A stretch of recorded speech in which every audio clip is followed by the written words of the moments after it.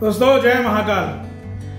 तो दोस्तों आज रविवार को फिर से मार्केट का आउटलुक रहेगा। मार्केट को लेके क्या स्ट्रेटेजी रखनी चाहिए और कौन से अच्छे और बेहतरीन स्टॉक्स हमने अपनी स्टडी में इंक्लूड किए हैं और जो मुझे यहाँ से अच्छे फंडामेंटल नजर आ रहे हैं वो सभी मैं इस वीडियो में आप लोगों के साथ में शेयर करूंगा। दोस्तों तो जिस तरीके से आप हर बार अच्छे से वीडियोस को लाइक करते हैं, चैनल को सब्सक्राइब कर रहे हैं दोस्तों, तो बस वैसा ही आप अपना सपोर्ट रखिए और मेरी तरफ से जो बेस्ट टू बेस्ट हो सकता है वो मैं आप लोगों के साथ में अपनी स्टडी को जरूर से शेयर करूंगा। चाहे वो ट्विटर हो, चाहे वो आपका टेलीग्राम हो, चाहे आपका व्हाट्सएप हो, जहां भी समय मिलता है वहां हम बात करते हैं। तो इसलिए दोस्तों आप लोग टेलीग्राम भी जरूर से ज्वाइन कीजिए, क्योंकि रोजाना वीडियो को अपलोड करना पॉसिबल नहीं है और रोजाना वीडियो करना, इसलिए जो भी कुछ हमें लाइव मार्केट में लगता है तो वो हम ट्विटर या टेलीग्राम पे अपडेट कर देते हैं और काफ़ी लोगों ने उसको जब फॉलो किया है तो बहुत फ़ायदा हुआ है, ऐसा लोग बोलते हैं। तो इसलिए फिर जब भी होता है ऐसा और हमारे पास समय होता है तो हम ज़्यादा से ज़्यादा कोशिश करते हैं कि लाइव में आपको अपडेट करें। तो वो भी 2-3 बातें आज हम इस वीडियो में डिस्कस करेंगे कि हमने किस किस तरीके से क्या क्या चीज़ें लाइव में अपडेट करी हैं लास्ट वीक 2 वीक से, उसका थोड़ा सा हम आप लोगों के साथ में शेयर करेंगे और फंडामेंटल कुछ स्टॉक्स जो निकल के आए हैं अभी और उनको अब कैसे आगे प्लान करना है, कैसे इन्वेस्ट करना है, वो भी हम बात करेंगे। तो दोस्तों चलते हैं लास्ट वीक का पहले एक ओवरव्यू लेते हैं मार्केट में। जैसा कि हम लास्ट वीडियो में बोल रहे थे तो उस तरीके से हमने यही सोचा था कि बाजार जो है जर्ग की तरह से बहुत तेजी से नीचे ऊपर के वॉलेटिलिटी दिखाएगा और बाजार वैसा कर रहा है। लेकिन इन सब के बावजूद और हमारा इलेक्शन सत्र भी स्टार्ट हो गया है, इलेक्शन का फर्स्ट फेज लास्ट वीक हो गया, सेकंड फेज इस वीक होना है।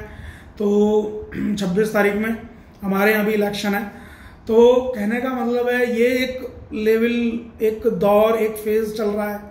दूसरा फेज चल रहा है कि विदेशी देश आपस में लड़ाई कर रहे हैं, तो वो भी एक अलग से एक स्टोरी चल रही है और इन दोनों स्टोरी के बीच में बाजार अपनी एक स्टोरी चला रहा है।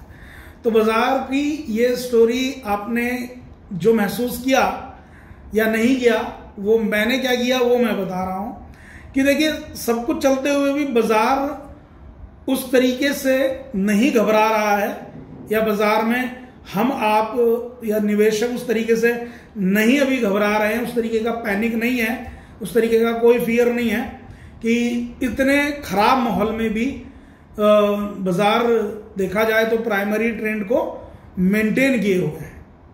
तो बाजार ने अगर प्राइमरी ट्रेंड को मेंटेन किया हुआ है दोस्तों, इसका मतलब ये बात क्लियर है कि बाय ऑन डिप का मौका है।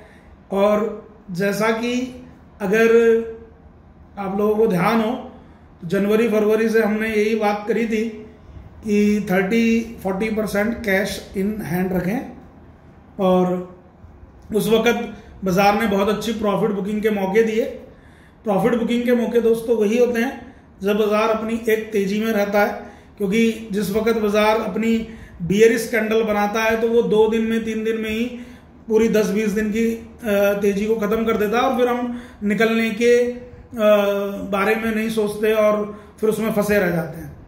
इसलिए बाजार की जब भी तेजी होती है और जहां भी हम प्रॉफिट बुकिंग की सोचते हैं वो हमें कर लेना चाहिए, क्योंकि ये फिर मौके होते हैं कि जहां पे हम अपने 30% या 40% कैश को यूज करके 80% तक का मजा ले सकते हैं।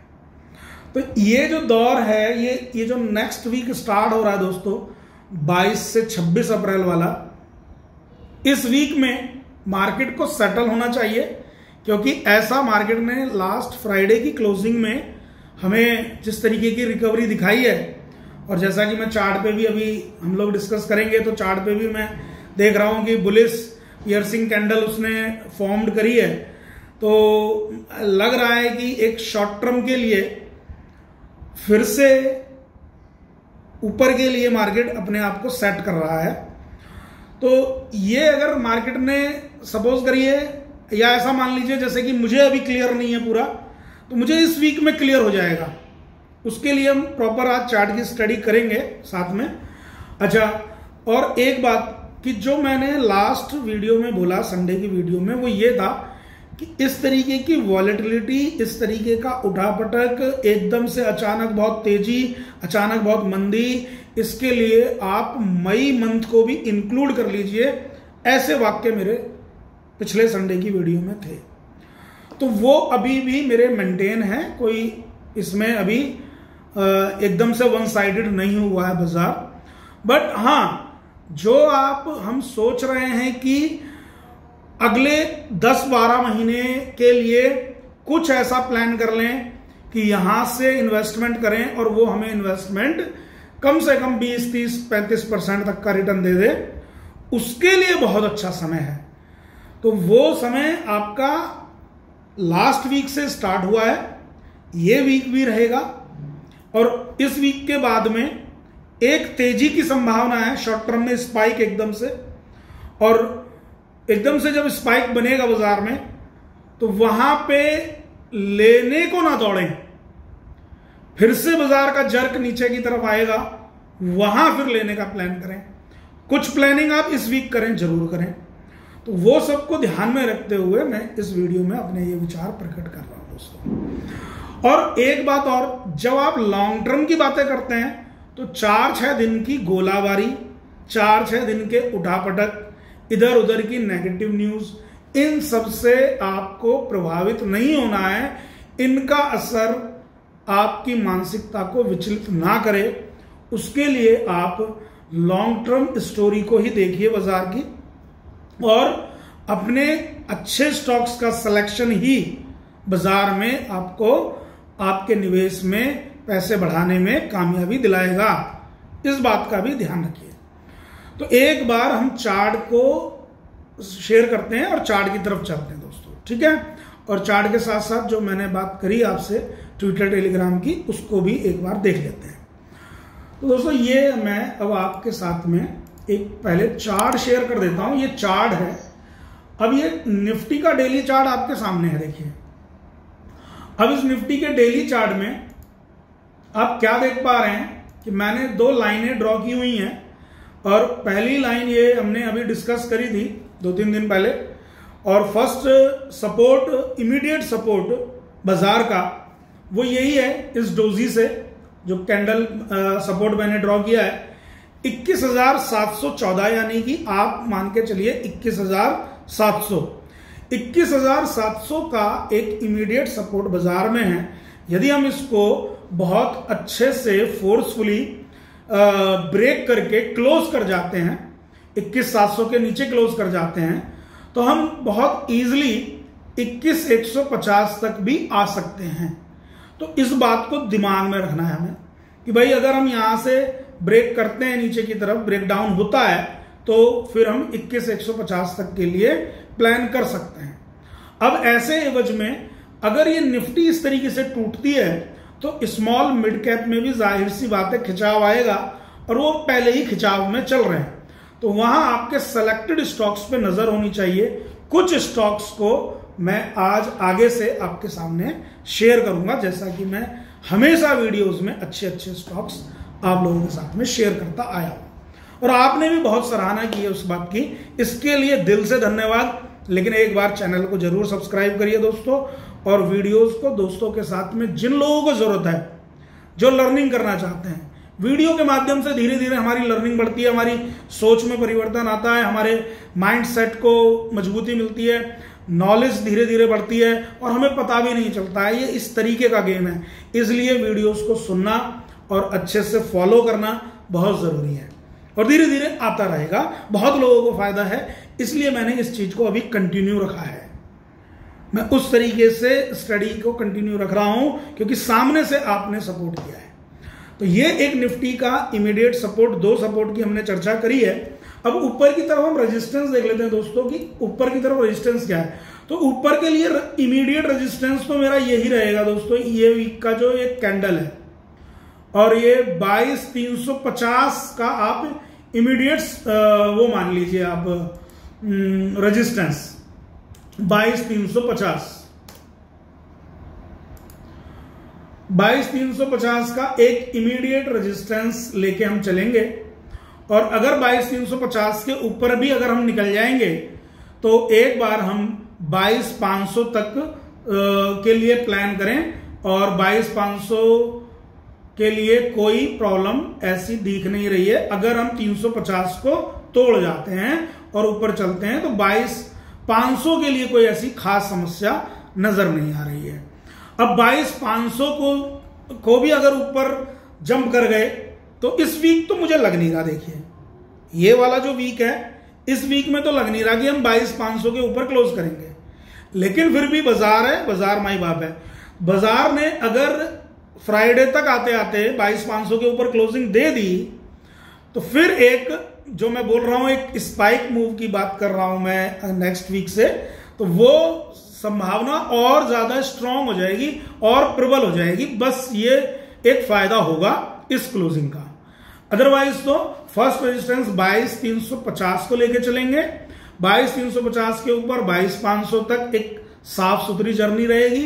22,500 के ऊपर क्लोज करे तो नेक्स्ट वीक से हम अगले 8-10 दिन तक, यानी कि कम से कम एक वीक तो झमाझम पॉजिटिविटी बाजार में देखेंगे। अब बाजार में ये भी बीच बीच में खबरें आएंगी कि उसने उस पर बम डाल दिया, अब ईरान ने ये कर दिया, इजराइल ये करने वाला है, बीच में अमेरिका ये कर दिया। ऐसी सब बातों को बाजार आज से नहीं झेल रहा है। ये लोग लड़ रहे हैं करीब 1.5-2 साल से, तो पूरी बदतमीजी के साथ लड़ रहे हैं, और अंदर ही अंदर तो बहुत टाइम से इनकी लड़ाई चल रही है।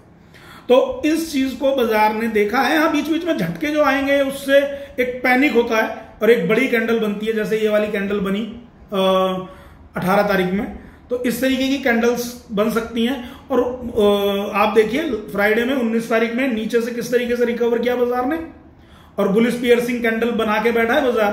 तो कहीं ना कहीं एक संकेत तो ये दे रहा है कि हम वैसी चीजों को ऐसे ही बार बार डिस्काउंट कर देंगे, सिर्फ और सिर्फ 1 या 2 दिन का पैनिक रखेंगे और फिर वो डिस्काउंट करके ऊपर की तरफ चलता है बाजार। तो ये यहां पे हमने निफ्टी का एनालिसिस किया पूरे क्लियर तरीके से चार्ट के साथ में। ये हमारा निफ्टी का एनालिसिस है दोस्तों। इसके बाद में अब बात कर लेते हैं जो मैंने स्ट्रॉन्ग स्टॉक्स और ये बात करी, ये मैं बार बार वीडियोस में बोल चुका हूं और वैसे भी टेलीग्राम वगैरह पे मैं अपडेट कर रहा हूं आपको, तो आप एक बार से देख सकते हैं उस बात को। मैं फिर से एक बार आपके सामने शेयर कर देता हूं। देखिए दोस्तों, मैं बात करूंगा इंडस टावर की। मैंने आप लोगों के साथ में ये शेयर किया था इंडस टावर, और ये देखिए मैंने टेलीग्राम पे भी शेयर किया हुआ है, इसलिए मैं आप लोगों के साथ में ये बात शेयर कर रहा हूं। मैंने इसको 5 अप्रैल को टेलीग्राम पे जब शेयर किया आप लोगों के साथ में, तो आप देख पा रहे हैं कि यहां पे मैंने इंडस टावर को लिखा था कि धीरे धीरे आप बाय करें, और बाय करने के लिए 290 से 308 की रेंज दी। टारगेट 340 अचीव हो चुका है, 375 इंटैक्ट है। मैं आज भी रिग्रेट नहीं कर रहा हूं, आज भी मना नहीं कर रहा हूं, और आज भी मैं इस बात को डिनाई नहीं कर रहा हूं कि 375 नहीं आएगा। बहुत अच्छा चल रहा है, कंपनी के इंप्रूव हो रहे हैं फंडामेंटल्स, बहुत टाइम से कंसोलिडेट किया। और मैं तो उन लोगों को मैसेज दूंगा कि जिन्होंने मेरे साथ निवेश किया था इसमें और बहुत टाइम तक बोला कि सुधीर भाई ये चल नहीं रहा है, कब चलेगा, तो इसी वीडियो के माध्यम से मैसेज दूंगा, हम 375 पे भी नहीं बेचेंगे, क्योंकि उन्होंने लंबा इंतजार किया है, लंबा इंतजार किया है। 220 पे खरीद के हमने 150 तक का नीचे मुंह देखा है, और 150 के बाद में अब ये 350 पे ट्रेड कर रहा है। तो मैं नहीं बेचूंगा, क्योंकि मेरा ये लॉन्ग टर्म स्टॉक है। हाँ, एक बार को क्योंकि क्वांटिटी ज्यादा है, तो मैं आपको बता दूं 340 पे मैंने बोला था उस वक्त कि 20% माल खाली कर दो, तो हमने 20% को खाली किया, जिसमें हमें बहुत फायदा रहा। भाई 220 की चीज को 340 पे बेचोगे, 20% क्वांटिटी, 80% होल्ड रखोगे, तो 80% में से फिर 20% में 375 पे भी काट करूंगा, और 60% को मैं 480, 490 के बाद में एक बार रिव्यू जरूर करूंगा इसे, और फिर बेचने का प्लान करूंगा। तो ये मेरा एक स्टॉक रहा है जो कि मैंने आप लोगों के साथ में शेयर किया था इस पे व्हाट्सएप पे भी और टेलीग्राम पे भी। अब दूसरा स्टॉक दोस्तों, मैं आप लोगों के साथ में जो एक बात, एक कॉन्सेप्ट शेयर कर रहा हूं शुरू से, कई बार बोला है, करीब अक्टूबर मंथ से बोल रहा हूं, और फिर यूट्यूब पे भी बोला है। यूट्यूब पे 3 मार्च की वीडियो में इसको लिखा, ये आप देख रहे होंगे, क्या था, मेटल स्टॉक और फर्टिलाइजर स्टॉक। मेटल और फर्टिलाइजर स्टॉक, ये जो थीम है, जो मेटल का मतलब केवल स्टील नहीं है कि मैं जिंदल स्टील के बारे में बात कर रहा हूं, टाटा स्टील, वेदांता के बारे में बात कर रहा हूं। मेटल में सोना भी आता है, चांदी भी आता है। मेटल की जो थीम है, आपने देखा है किस तरीके से कोरिलेशन बाजार का इसने बिगाड़ दिया, क्योंकि हर बार वो घिसी पिटी थ्योरी बाजार में नहीं चलेगी। आप समझिए, यहां पे एक इंपॉर्टेंट लर्निंग दे रहा हूं आपको। सोना बढ़ा जी बढ़ा, चांदी भी बढ़ा जी बढ़ा, मार्केट भी बढ़ा जी बढ़ा। क्या मतलब है? सोना बढ़ता था तो बाजार गिरता था, बोला हां। क्रूड का रिलेशन, डॉलर का रिलेशन, कहां गया ये सब रिलेशन? झटके से 2 दिन 1 दिन बाजार गिरता और फिर ऊपर बढ़ जाता है। प्राइमरी ट्रेंड कभी भी मेंटेन नहीं हुआ जब इस तरीके से सोने में हमने तेजी देखी। जब भी गोल्ड में इस तरीके की हमने तेजी देखी जो अब देखी है, तो धज्जी उड़ जाती थी निफ्टी की, बाजार एकदम अलग रूप में आ जाता था। लेकिन अभी तक प्राइमरी ट्रेंड इंटैक्ट है, और ये जो लेवल मैंने अभी आपको दिए हैं निफ्टी के, ये प्राइमरी ट्रेंड के ही हैं। कोई अभी प्राइमरी ट्रेंड 20,800 तक भी खराब नहीं हुआ है। तो मेटल का एक थीम ये है। अब फर्टिलाइजर की बात मैं क्यों कर रहा हूं? फर्टिलाइजर, बहुत लोगों ने मेरे को बोला कि जी नहीं, फर्टिलाइजर तो हम तो पहले से बोल रहे हैं, आप क्या बात कर रहे हैं यार, आपका कहां मतलब। फर्टिलाइजर की थीम को मैं अगले 5 साल के लिए बोल रहा हूं। आप बात को समझिए। फर्टिलाइजर में बीच बीच में राजनीति का शिकार जरूर होगा फर्टिलाइजर, जैसे शुगर स्टॉक्स होते हैं, बट बिना फर्टिलाइजर के, बिना एग्रोकेमिकल के, बात को क्लियर कर रहा हूं और ध्यान से सुनिए इस बात को, बिना फर्टिलाइजर के, बिना एग्रोकेमिकल के, बिना मिल्क प्रोडक्शन के, जो स्टॉक्स मैं पहले बता चुका हूं, आप वीडियो जाके देखिए, इसके बगैर प्राइमरी सेक्टर को बूस्ट नहीं मिलेगा। जब तक प्राइमरी सेक्टर को बूस्ट नहीं मिलेगा, ये जो अगले 5 साल में टॉप 3 इकोनॉमी में भारत को मोदी जी बोल रहे हैं गारंटी है आ जाएगा, वो उसके लिए भारत सरकार का पूरा फोकस इधर है अब। और एक बार आप सरकार का गठन हो जाएगा, उसके बाद आप देख लीजिएगा, जो भी सरकार हो उसमें, मैं ये नहीं कह रहा मोदी सरकार या ये सब सरकार, ये सब प्रतिनिधि होते हैं। सरकार तो ब्यूरोक्रेट्स चलाते हैं, सरकार तो बड़े बड़े इकोनॉमिस्ट और सचिव और इन सब से सरकार चलती है। प्रधानमंत्री तो केवल उस चीज को एक अच्छा डिसीजन मेकर हो, सपोर्ट करे उन्हें, तो बढ़िया काम हो जाता है। बस ये एक प्रधानमंत्री का रोल होता है, अदरवाइज तो सरकार इस पर फोकस्ड है। तो ये फर्टिलाइजर को मैं 1-2 दिन के लिए नहीं बोल रहा। मानसून अच्छा है जी इस बार, इसलिए देखो फर्टिलाइजर चलेंगे, आप इसलिए बोल रहे थे। मेरे को क्या पता है, मैं अक्टूबर से बोल रहा हूं इस बात को। मेरे विचार क्या है, क्यों मैं इस बात को बोल रहा हूं, वो आपको वीडियो में बता रहा हूं। बस इस बार मानसून अच्छा है या खराब है? 5 साल में से 2 बार मानसून खराब होता है, 3 बार अच्छा होता है। ये एक स्टैटिस्टिकल डाटा है, आप उठा के देख लो। तो ये तो मौसम है, प्रभु है, महाकाल जैसा चाहेंगे वैसा होगा। उसमें वो थोड़ी ना कि आज बारिश और कल बारिश नहीं। कई बार मौसम विभाग की भविष्यवाणियां खराब हो जाती हैं, क्योंकि महाकाल तो महाकाल है, वो अपना काम अपने हिसाब से करते हैं। तो यहाँ पे जो फर्टिलाइजर की थीम है ना दोस्तों, वो मैंने थोड़ी सी इस तरीके से दी है, और मेटल में भी।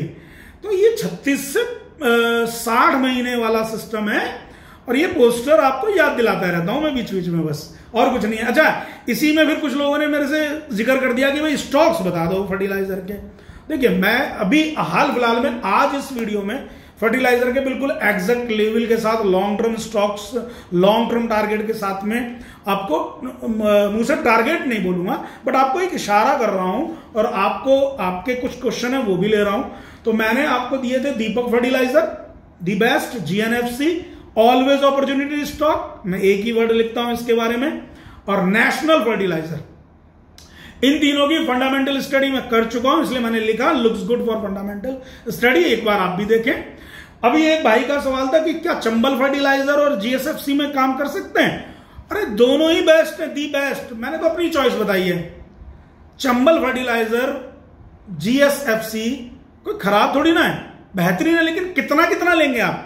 सारे फर्टिलाइजर स्टॉक ही थोड़ी ना पोर्टफोलियो में रख देंगे।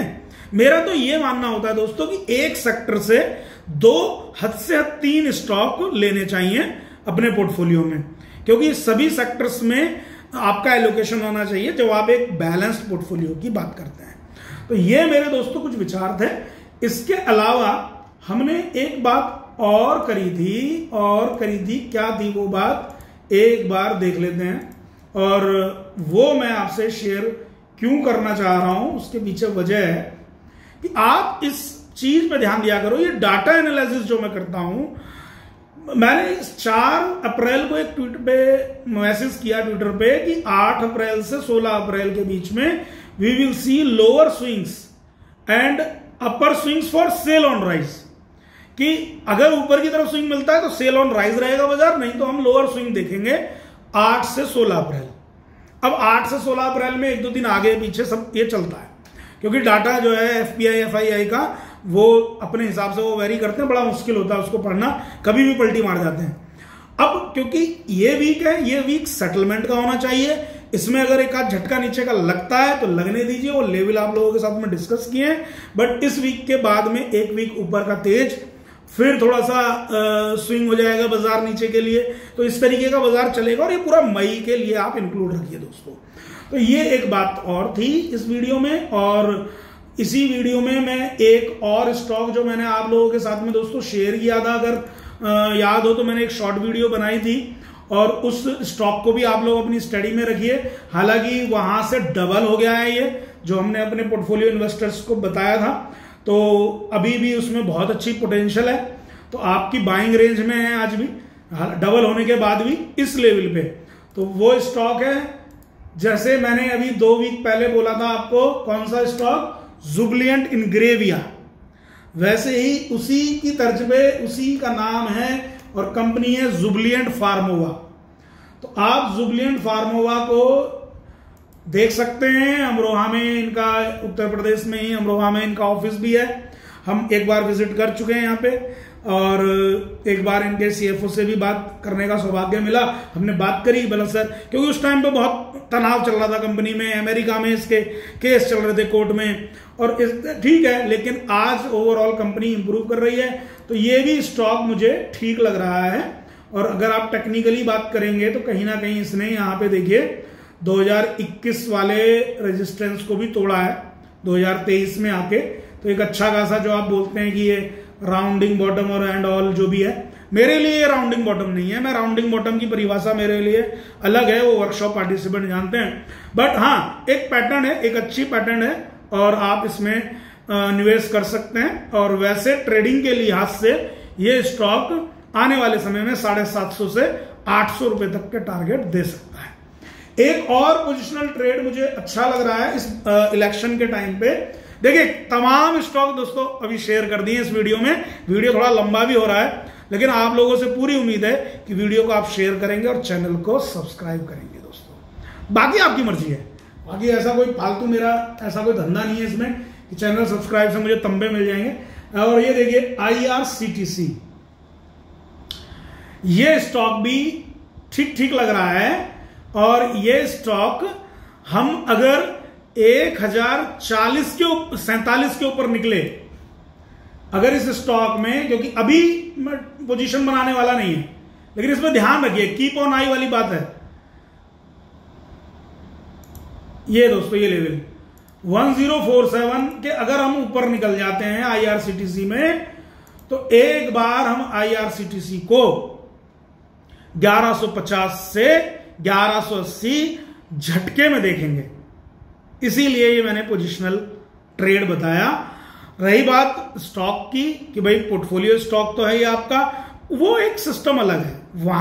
वहां पोर्टफोलियो क्वांटिटी एक सेट है, इन्वेस्टमेंट का नजरिया सेट है, टारगेट सेट है, टाइम होराइजन सेट है, उसकी बात नहीं कर रहा हूं। जो स्टॉक हमारे पोर्टफोलियो के होते हैं, जरूरी थोड़ी ना है कि उन्हें खाली हम वहीं रखें।